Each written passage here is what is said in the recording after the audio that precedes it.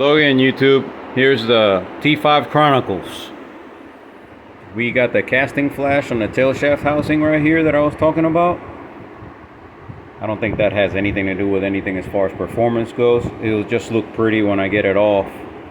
And the cracks that I was talking about that could form in the stress risers are these guys here. I don't know if any of you guys know if that would be a problem. I don't think it would be, but I'm just doing it to make it look pretty, make it look as beautiful as possible. And here it is once it's sanded down. Sanded down with a die grinder and some Harbor Freight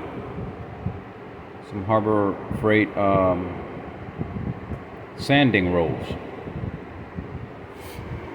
That's how it turns out. Turns out prettier when you hit it up with these guys, these cookies. But I'm not gonna do that. All I'm really trying to do is get that casting flash out of it and those cracks. Thanks for watching, guys. Have a good day.